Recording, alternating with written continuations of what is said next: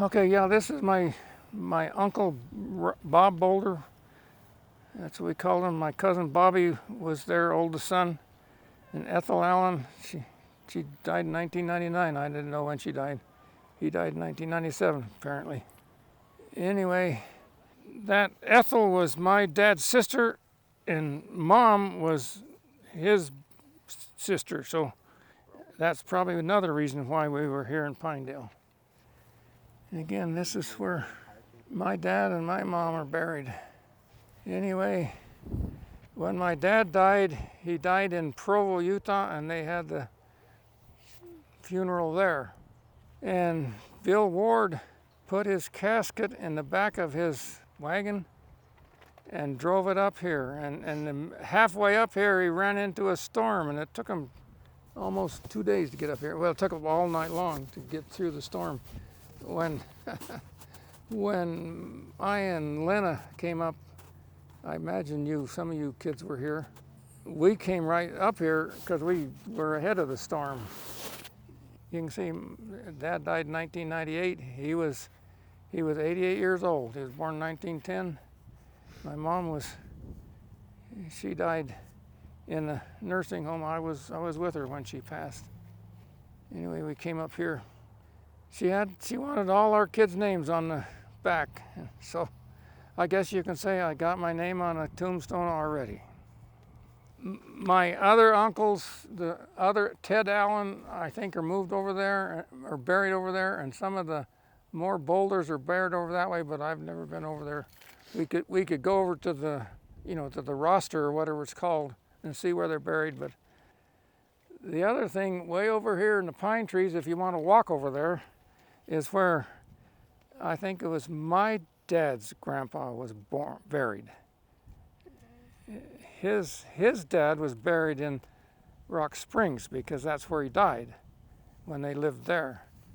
Anyway, we found the gravestone. It's a real thin, real square, about this tall.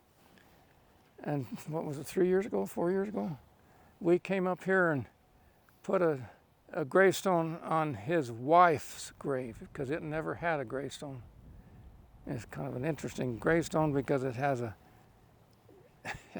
picture of her, a ceramic picture of her on it. Yeah, much to my chagrin, I couldn't tell you where they were born, but there they are. Joseph Reuben Boulder, he was my grandpa. I used to borrow his tools. I want to hear a story there. I borrowed a hacksaw from him. I don't know what I was cutting. And I found, boy, that's the neatest saw in the world. It'll cut iron bolts. And I wonder if it'll cut this pipe. And I went over and started hacking on the fuel oil pipe to our stove inside. Oh, sure enough, it cuts. I don't remember. It sprayed all over, and I don't remember. Nobody ever blamed me for it because I'm sure Rube knew that I had the saw. But anyway, this is my grandma, Bertha Greeno Boulder, and I'm surprised that she's buried up here because she passed away in Provo, Utah. So I guess they brought her up here to be buried next to her husband. But like I was telling as Rob, as I was walking by, a lot of these names, I remember the people. Pape, that was my first grade teacher. And you see these names. Failer, I think Failer's owned one of the big stores downtown, and that's probably one of the stores that Dad had a charge account on. It was really funny. I needed a spark plug for a gas engine I made and I was working with, and I just went over to the hardware store and said, I want to buy this engine. And he says, who's going to pay for it? I said, charge it to Dad. And he says, okay.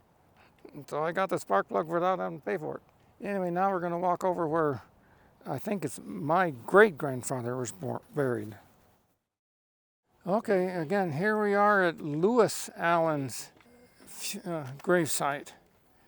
And if he died in 1930, Dad would have been 20 years old, and they weren't married yet. So my grandpa on my dad's side died when he was in the 8th grade. He died of liver failure, or kidney failure. This is my dad's grandpa. That's my great-grandpa. And this is my great grandma. And as you see, it's Helen, Emma. She was to go by Emma. Emma Parsons. So she was a daughter to Doc Parsons that settled in Browns Park. It was called Browns Hold back then, but it's called Browns Park now. And Doc Parsons was part of the Cattlemen Association in Denver, and then they moved up. They wanted to homestead, I guess, up to Browns Park. And as a matter of fact, he had the only ferry across the Green River. The Green River goes through Browns Park, and he'd charge so much a wagon and so much a horse and so much a person to go across that ferry. And in the fall time, you didn't need it. You could ford the river. But in the springtime, that was the only way you'd get across that river. So he died in January 13. She died. So Dad was only 3 years old. Yeah, that's right. I remember, I've got pictures of Lewis Allen with a whole team of horses and wagons and everything on their way from Rock Springs, probably Browns Park, down to Kemmer, down to that way, someplace, going up to here to Pinedale.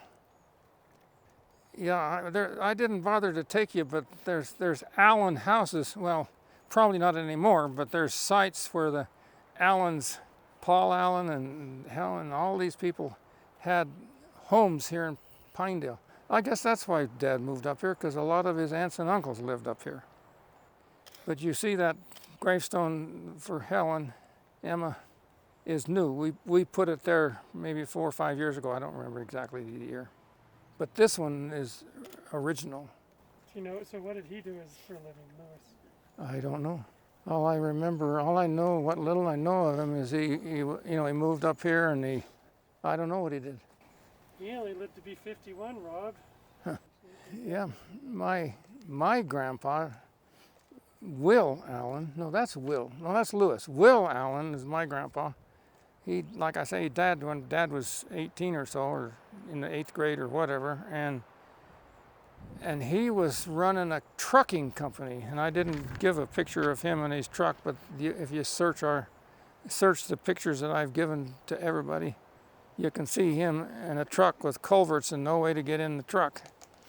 But he had about 3 or 4 trucks, and when he died, my grandmother had to sell all his trucks to pay for the doctor bill and, living and all that stuff. And then she moved up here, I guess.